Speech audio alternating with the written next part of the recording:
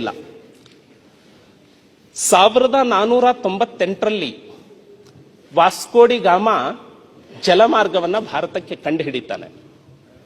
ಆ ನಂತರದಲ್ಲಿ ಪೋರ್ಚುಗೀಸರು, ಡಚ್ಚರು, ಫ್ರೆಂಚರು, ಇಂಗ್ಲಿಷರು ಎಲ್ಲ ವ್ಯಾಪಾರಕ್ಕೆ ಬರಲಿಕ್ಕೆ ಶುರು ಮಾಡ್ತಾರೆ. ಅವರವರಲ್ಲಿ ಸ್ಪರ್ಧೆ ನಡೆಯುತ್ತೆ.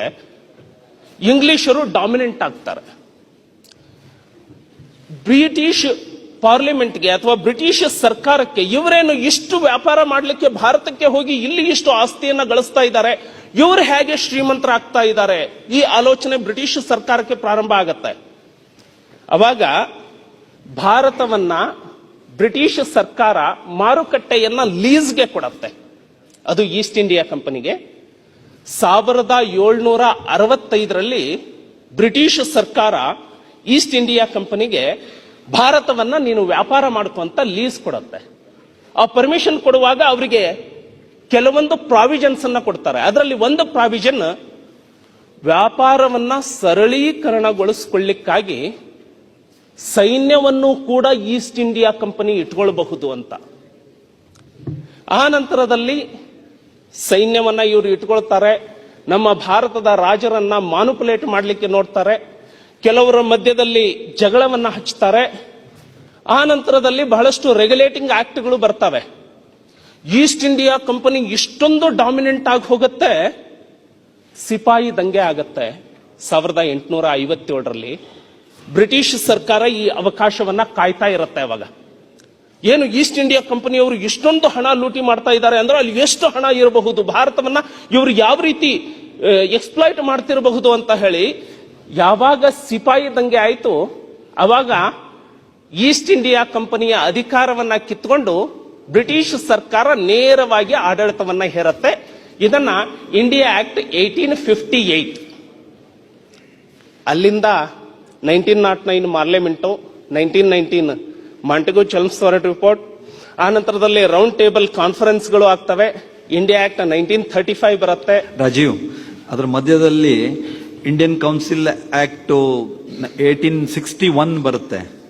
ಅದಾದ ನಂತರ 1892 ಒಳಗೆ ಮತ್ತು 1909 ಒಳಗೆ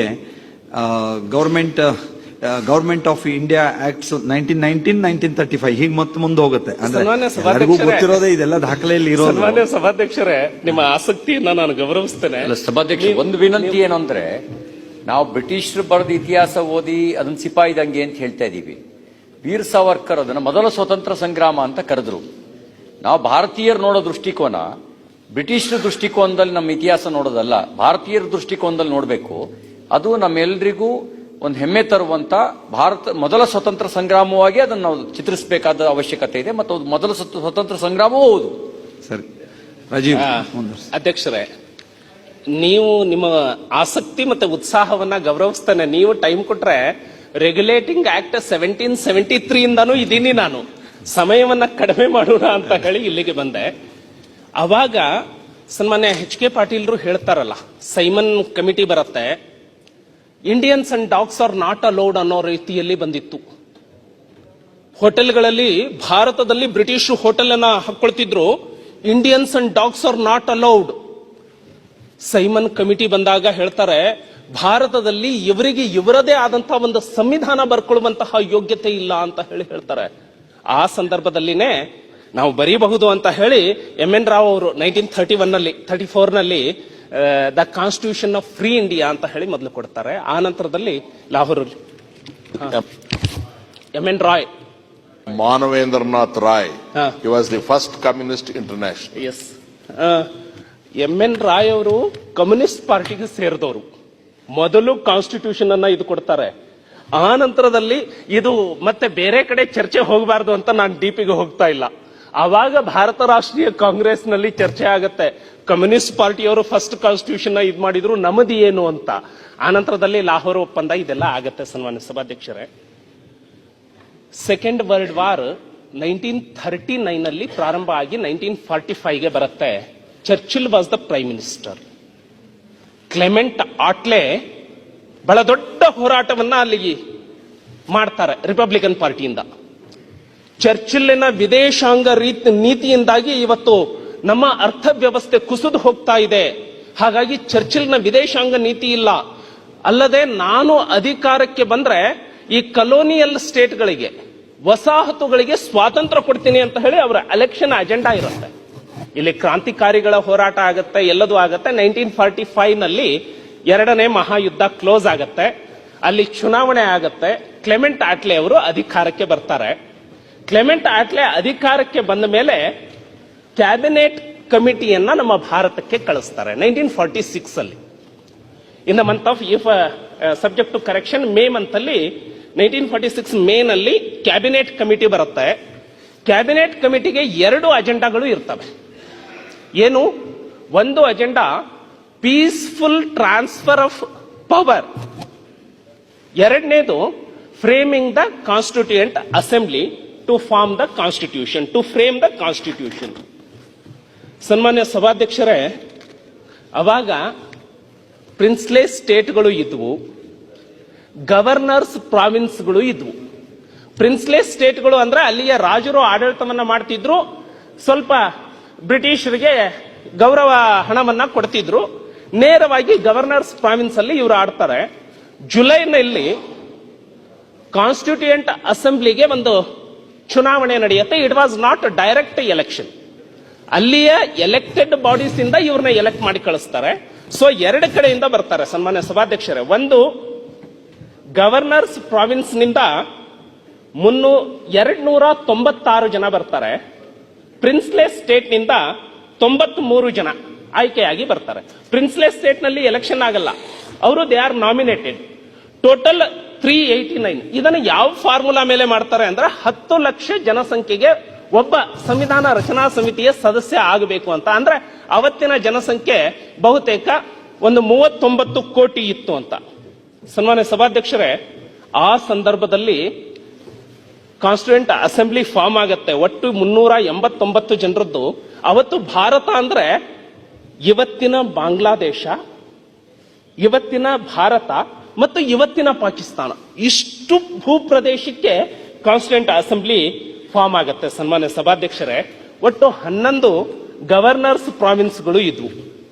ಸನ್ಮಾನ್ಯ ಸಭಾಧ್ಯಕ್ಷರೇ, ಅವತ್ತಿನ ದಿನ ಕರ್ನಾಟಕವನ್ನು ಕೂಡ ಪ್ರತಿನಿಧಿಸುವಂತವರು ಅಲ್ಲಿ ಹೋಗಿದ್ದಾರೆ. ಅದನ್ನ ತಾವು ಭಾಷಣದಲ್ಲಿ ಹೇಳ್ತೀರಿ. ಇದೆಲ್ಲ ಆದಮೇಲೆ ನಾವು ನೆನಪಿಡಬೇಕಾದ ದಿನ ಡಿಸೆಂಬರ್ 9, 1946.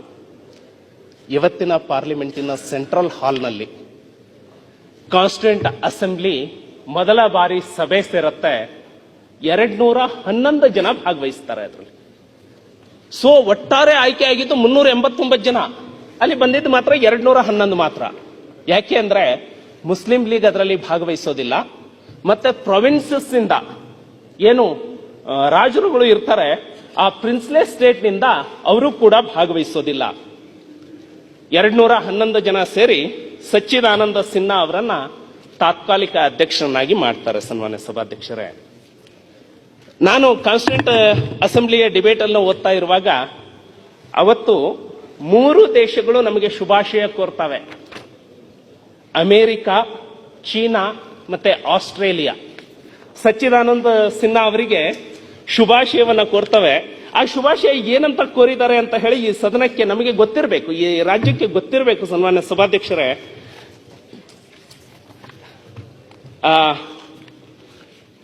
ಸಿನ್ಹಾ ಅವರು ಅದನ್ನ ಓದ್ತಾರೆ. ನನ್ನ ಪ್ರೀತಿಯ ಡಾಕ್ಟರ್ ಸಿನ್ಹಾ, ಇದನ್ನ ಮೊದಲನೇದಾಗಿ ಆಸ್ಟ್ರೇಲಿಯಾದ ಓದ್ತಿರ್ತಾರೆ ಅವರು. ಅಮೆರಿಕ ಸಂಯುಕ್ತ ಸಂಸ್ಥಾನದ ಓದ್ತಿರ್ತಾರೆ.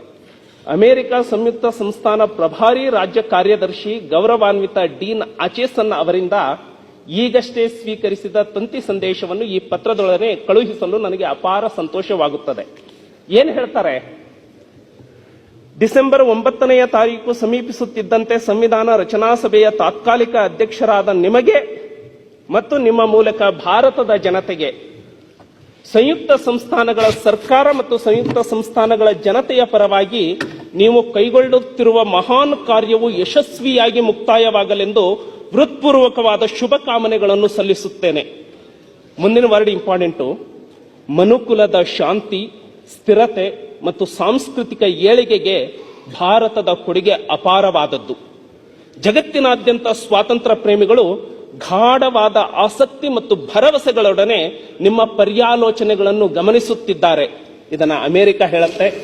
ಅದೇ ರೀತಿ ಚೀನಾ ಗಣರಾಜ್ಯ ಪ್ರಜಾಸತ್ತಾತ್ಮಕವಾದ ಮತ್ತು ಸಮೃದ್ಧಶೀಲವಾದ ಭಾರತಕ್ಕೆ ಭದ್ರವಾದ ಆಸ್ತಿವಾರವನ್ನು ಹಾಕುವ ಕಾರ್ಯದಲ್ಲಿ ನಿಮ್ಮ ಮಹಾನ್ ಸಭೆಯು ಯಶಸ್ವಿಯಾಗಲಿ ಎಂದು ಹಾರೈಸುತ್ತೇವೆ ಅಂತ ಹೇಳ್ತಾರೆ. ಆನಂತರದಲ್ಲಿ ಆಸ್ಟ್ರೇಲಿಯಾ ಕಳಿಸಿರುವಂತಹ ಇದರಲ್ಲಿ ರಾಷ್ಟ್ರಗಳ ಸಮುದಾಯದಲ್ಲಿ ಭಾರತದ ಜನರಿಗೆ ನ್ಯಾಯಸಮ್ಮತವಾದ ಸ್ಥಾನವನ್ನು ಕೊಡುವ ನಿಟ್ಟಿನಲ್ಲಿ ನಡೆದ ಘಟನಾವಳಿಗಳನ್ನು ಆಸ್ಟ್ರೇಲಿಯಾವು ತೀವ್ರಾಸಕ್ತಿ ಮತ್ತು ಸಹಾನುಭೂತಿಯೊಡನೆ ಗಮನಿಸಿದೆ. ಆದ್ದರಿಂದ ಆಸ್ಟ್ರೇಲಿಯಾದ ಸರ್ಕಾರವು ಸಂವಿಧಾನ ರಚನಾ ಸಭೆಯ ಉದ್ಘಾಟನೆಯನ್ನು ಭಾರತದ ಹೊಸ ಯುಗದ ದೃಗ್ಗೋಚರ ಚಿಹ್ನೆ ಎಂದು ಭಾವಿಸಿ ಶುಭಾಶಯಗಳನ್ನು ಸಲ್ಲಿಸುತ್ತದೆ. ಆಸ್ಟ್ರೇಲಿಯಾ ಸರ್ಕಾರ ಕಳಿಸುವಂಥದ್ದು. ಸೊ ನಾವು ಯಾವ ಸಂದರ್ಭದಲ್ಲಿ ಇದ್ವಿ, ಆವಾಗ ವಿದೇಶಗಳು ಭಾರತವನ್ನ ಯಾವ ರೀತಿ ನೋಡ್ತಾ ಇದ್ವು ಅಂತ. ಅದಕ್ಕೆ ಸನ್ಮಾನ್ಯ ಸಭಾಧ್ಯಕ್ಷರೇ, 50ನೇ ಇದರಲ್ಲಿ ಸಚ್ಚಿದಾನಂದ ಸಿನ್ಹಾ ಅವರು ಒಂದನ್ನ ಕಳಿಸ್ತಾರೆ. ಉತ್ತರವನ್ನ ಯಾವ ರೀತಿ ಬರೀತಾರೆ ಅವರಿಗೆ ಸಚ್ಚಿದಾನಂದ ಸಿನ್ಹಾ ಅವರು ಈ ದೇಶಗಳಿಗೆ ಅನ್ನೋದು. ಅಮೆರಿಕದ ಸಂಯುಕ್ತ ಸಂಸ್ಥಾನ ಸರ್ಕಾರ, ಚೀನಾ ಗಣರಾಜ್ಯ ಮತ್ತು ಆಸ್ಟ್ರೇಲಿಯಾ ಸರ್ಕಾರಕ್ಕೆ ನನ್ನ ಪರವಾಗಿ ಮತ್ತು ಭಾರತದ ಸಂವಿಧಾನ ರಚನಾ ಸಭೆಯ ಪರವಾಗಿ ಸದ್ಭಾವನೆ ಮತ್ತು ಸದಾಶಯಗಳಿಂದ ಕೂಡಿದ ನಿಮ್ಮ ಸೌಹಾರ್ದತೆಯ ಸಂದೇಶಕ್ಕಾಗಿ ನಾನು ಅತ್ಯಂತ ಹೃತ್ಪೂರ್ವಕವಾದ ಕೃತಜ್ಞತೆಗಳನ್ನು ಸಲ್ಲಿಸಲು ಬಯಸುತ್ತೇನೆ. ನಮ್ಮ ದೇಶ ಮತ್ತು ಸಂವಿಧಾನ ರಚನಾ ಸಭೆಯು ಅದನ್ನು ಅತಿಶಯವಾಗಿ ಮೆಚ್ಚಿದೆ. ಸಂಯುಕ್ತ ಸಂಸ್ಥಾನಗಳು, ಚೀನಾ ಮತ್ತು ಆಸ್ಟ್ರೇಲಿಯಾದ ಸರ್ಕಾರಗಳು ಮತ್ತು ಜನತೆ ಸಂದರ್ಭಾನುಸಾರ ಗಾಢವಾಗಿ ಮತ್ತು ಸಹಾನುಭೂತಿಯಿಂದ ಕೂಡಿದ ಆಸಕ್ತಿಯಿಂದ ನಮ್ಮ ನಡವಳಿಗಳನ್ನು ಗಮನಿಸುತ್ತಿವೆ ಎನ್ನುವುದನ್ನು ಪರಿಭಾವಿಸುವುದೇ ನಮಗೆ ಅಪಾರವಾದ ಪ್ರೋತ್ಸಾಹದ ಆಕರವಾಗಿದೆ. ಅವರ ಸಹಾನುಭೂತಿಯು ಭಾರತದ ಪ್ರಜಾಸತ್ತಾತ್ಮಕ ಸಂವಿಧಾನವನ್ನು ರೂಪಿಸುವಲ್ಲಿ ನಮಗೆ ಸಹಾಯಕವಾಗಿರುತ್ತದೆ ಎಂದು ನಾವು ಖಂಡಿತವಾಗಿ ನಂಬುತ್ತೇವೆ. ಇದನ್ನ ಸಚ್ಚಿದಾನಂದ ಸಿನ್ಹಾ ಅವರು ಉತ್ತರ ಕೊಡ್ತಾರೆ. ಈ ರೀತಿ ಪ್ರಾರಂಭ ಆದ ಈ ಸಂವಿಧಾನದ ಆಶಯ, ಆಶೋತ್ತರ ಯಾವ ರೀತಿ ಇದೆ?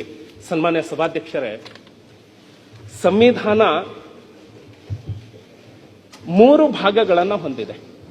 ಒಂದು ಪ್ರಿಯಾಂಬಲ್, ಇನ್ನೊಂದು ಪಾರ್ಟ್ಸ್ ಆಫ್ ದಿ ಕಾನ್ಸ್ಟಿಟ್ಯೂಷನ್, ಅದರಲ್ಲಿ ಆರ್ಟಿಕಲ್ಸ್ ಬರ್ತವೆ.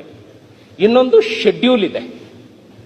ಇಲ್ಲಿಯವರೆಗೆ ಬಹುತೇಕ 100ಕ್ಕಿಂತ ಹೆಚ್ಚು ಅಮೆಂಡ್ಮೆಂಟ್ಗಳನ್ನು ಹಾಕಿದ್ರೂ ಕೂಡ 70 ವರ್ಷ ಆದರೂ ಭಾರತದ ಸಂವಿಧಾನ ಪರ್ವತದ ರೀತಿ ನಿಂತಿದೆ ಅನ್ನೋದನ್ನ ನಾವು ಗಮನಿಸಬೇಕು. ಸನ್ಮಾನ್ಯ ಸಭಾಧ್ಯಕ್ಷರೇ, ಫಂಡಮೆಂಟಲ್ ರೈಟ್ಸ್, ಈ ಸಂವಿಧಾನವನ್ನ ರಚನೆ ಮಾಡುವಾಗ 2 ವರ್ಷ 11 ತಿಂಗಳು 18 ದಿನಗಳು ಮಾಡ್ತಾರೆ. 2 ವರ್ಷ 11 ತಿಂಗಳು 18 ದಿನ ಮಾಡುವಂತಹ ಈ ಮಹಾನ್ ಕಾರ್ಯದಲ್ಲಿ ಎಂತಹ ಆಲೋಚನೆಗಳು ಬಂದವು? ಸನ್ಮಾನ್ಯ ಸಭಾಧ್ಯಕ್ಷರೇ, ಫ್ರೀಡಮ್ ಫಂಡಮೆಂಟಲ್ ರೈಟ್ ಅಲ್ಲಿ ಆರ್ಟಿಕಲ್ 19 ಬಗ್ಗೆ, ಫ್ರೀಡಮ್ ಬಗ್ಗೆ ಮಾತನಾಡ್ತೇವೆ. ಡಾಕ್ಟರ್ ಬಾಬಾ ಸಾಹೇಬ್ ಅಂಬೇಡ್ಕರ್ ಅವರು ಆರ್ಟಿಕಲ್ 19 ಅನ್ನ ಹೇಳ್ತಾರೆ ಕಾನ್ಸ್ಟಿಟ್ಯೂಂಟ್ ಅಸೆಂಬ್ಲಿಯಲ್ಲಿ.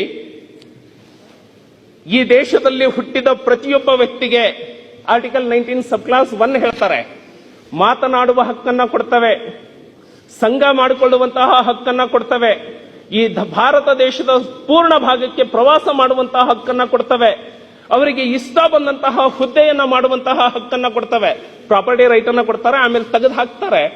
ಈ ರೀತಿ ಕೊಡ್ತಾರೆ. ಆರ್ಟಿಕಲ್ 19 ಸಬ್ ಕ್ಲಾಸ್ 2, 3, 4, 5, 6 ರಿಸ್ಟ್ರಿಕ್ಷನ್ಸ್ ಹೇಳ್ತವೆ. ಜಡಿಯೇ ಲಾರಿ ಅಂತ ಹೇಳಿ ಅಂಬೇಡ್ಕರ್ ಅವರಿಗೆ ಪ್ರಶ್ನೆ ಮಾಡ್ತಾರೆ, ಅಲ್ಲಪ್ಪ ಬಾಬಾ ಸಾಹೇಬ್ ಅಂಬೇಡ್ಕರ್, ಇದರ ಹೆಸರಿಟ್ಟಿದೆಯಾ ರೈಟ್ ಆಫ್ ಫ್ರೀಡಮ್ ಅಂತ? ಇಲ್ಲಿ ಫ್ರೀಡಮ್ ಎಲ್ಲಿದೆ? ಆರ್ಟಿಕಲ್ 19 ಸಬ್ ಕ್ಲಾಸ್ 1ರಲ್ಲಿ ಮಾತ್ರ ಫ್ರೀಡಮ್ ಕೊಟ್ಟಿದೆಯಾ? 2, 3, 4, 5, 6 ನಲ್ಲಿ ರೆಸ್ಟ್ರಿಕ್ಷನ್ಸ್ ಇದಾವೆ. ಇದರಲ್ಲಿ ಫ್ರೀಡಮ್ ಎಲ್ಲಿದೆ ಅಂತ. ಅವಾಗ ಡಾಕ್ಟರ್ ಬಾಬಾ ಸಾಹೇಬ್ ಅಂಬೇಡ್ಕರ್ ಅವರು ಉತ್ತರ ಕೊಡ್ತಾ ಹೇಳ್ತಾರೆ, ಎಸ್, ನಾನು ಮಾತನಾಡೋ ಹಕ್ಕು, ಸಂಘ ಸೇರುವಂತಹ ಹಕ್ಕು, ಪ್ರವಾಸ ಮಾಡುವಂತಹ ಹಕ್ಕನ್ನ ಕೊಡ್ತಾನೆ, ಆದ್ರೆ ರೆಸ್ಟ್ರಿಕ್ಷನ್ಸ್ ಹಾಕಿದ್ದೇನೆ. ಯಾಕೆ ಗೊತ್ತಾ? ಈ ದೇಶದಲ್ಲಿ ಇರುವಂತಹ ಪ್ರತಿಯೊಬ್ಬ ವ್ಯಕ್ತಿಗೆ ಫ್ರೀಡಮ್ ಬೇಕು ಅಂದ್ರೆ ಅವನ ಫ್ರೀಡಮ್ ಅನ್ನ ಕಿತ್ಕೊಳ್ಳಾರದಂತೆ ಇಡೀ ವ್ಯವಸ್ಥೆಗೆ ನಾನು ರಿಸ್ಟ್ರಿಕ್ಷನ್ ಹಾಕ್ತಾ ಇದ್ದೇನೆ. ಆ ಮೂಲಕ 39 ಕೋಟಿ ಜನರಿಗೂ ಕೂಡ ನಾನು ಸ್ವಾತಂತ್ರ್ಯವನ್ನ ಕೊಡ್ತೇನೆ ಅಂತ ಹೇಳ್ತಾರೆ ಡಾಕ್ಟರ್ ಬಾಬಾ ಸಾಹೇಬ್ ಅಂಬೇಡ್ಕರ್ ಅವರು. ಸನ್ಮಾನ್ಯ ಸಭಾಧ್ಯಕ್ಷರೇ, ಇಂತಹ ಫಂಡಮೆಂಟಲ್ ರೈಟ್ಸ್ ಇದಾವೆ, directive principles of state policy ಇದಾವೆ. ಬೇರುಬಾರಿ ಕೇಸ್ನಲ್ಲಿ ಸುಪ್ರೀಂ ಕೋರ್ಟ್ ಹೇಳುತ್ತೆ preamble is not the part of integral part of the constitution ಅಂತ ಹೇಳಿ.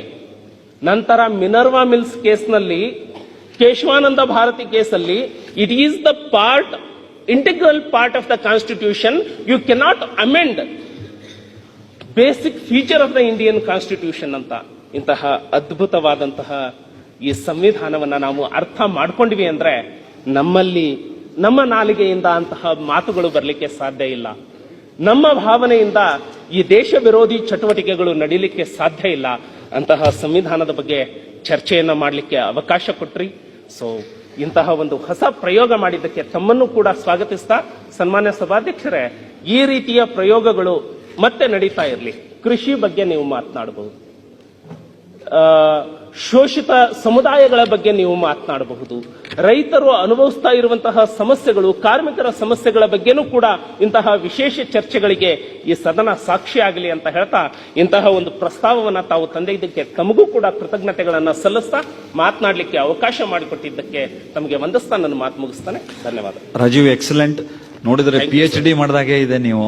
Thank you. ನಿಮ್ಮ ಕೊನೆಯ ಸಲಹೆ ಏನಿದೆ, ಈ ರೀತಿ ವಿಷಯಗಳನ್ನ ಚರ್ಚಿಸಬೇಕು ಅಂತ ನಾನು ಸಭಾನಾಯಕರಲ್ಲಿ ಮತ್ತು ಪ್ರತಿಪಕ್ಷ ನಾಯಕರಲ್ಲಿ ಮುಂದಿನ ದಿನಗಳಲ್ಲಿ ಬಿಸಿನೆಸ್ ಅಡ್ವೈಸರಿ ಒಳಗೆ ಎಲ್ಲ ನಾವು ಸೇರಿದಾಗ ಸದನ ನಡೆಯುವಾಗ ಒಂದು ದಿನ ಆದರೂ ಕನಿಷ್ಠ ಪಕ್ಷ ರಾಜಕಾರಣದ ಹೊರತಾಗಿ ರಾಜ್ಯದ ಹಿತಕ್ಕೆ, ದೇಶದ ಹಿತಕ್ಕೆ ಸಂಬಂಧಪಡುವಂತ ಯಾವುದಾದ್ರೂ ಒಂದು ವಿಷಯವನ್ನ ನಾವೇ ಆಯ್ಕೆ ಮಾಡಿಕೊಂಡು ಅದನ್ನ ಚರ್ಚಿಸುವಂತ ಒಂದು ಪರಿಪಾಠವನ್ನ, ರೂಢಿಯನ್ನು ನಾವು ಮಾಡಿಕೊಂಡ್ರೆ ಬಹಳ ಒಳ್ಳೆಯ ಒಂದು ಕೊಡುಗೆಯನ್ನು ನಮ್ಮಿಂದ ಒಂದು ಕೊಟ್ಟಂತ ಆಗತ್ತೆ ಅನ್ನುವಂಥದ್ದು ನನ್ನ ಒಂದು ಅನಿಸಿಕೆ ಇದೆ. ಯಾಕೆಂದ್ರೆ ನಾವು ಹೇಳ್ತೀವಿ ಈ ಭೂಮಿಯೊಳಗೆ ನೀರಿಲ್ಲ ಅಂತ ನಾವು ಎಲ್ಲರೂ ಭಾಷಣ ಮಾಡ್ತೀವಿ. ಇನ್ನು ಭಾಷಣ ಮುಂದುವರೆದು ಮಾಡಿದ್ರೆ ಏನ್ ಹೇಳ್ತೀವಿ, ನಮ್ಮ ಸರ್ಕಾರದಲ್ಲಿ ಹೀಗಾಯ್ತು, ನಿಮ್ಮ ಸರ್ಕಾರದಲ್ಲಿ ಹೀಗಾಯ್ತು. ಆದ್ರೆ ಒಟ್ಟಾರೆಯಾಗಿ ಎಲ್ಲಾ ಸರ್ಕಾರಗಳು ನಾವು ಸೇರಿದೀವಲ್ಲ 225 ಜನ, ನಾವೆಲ್ಲ ಸೇರಿ ಏನ್ ಮಾಡಬೇಕಾಗಿದೆ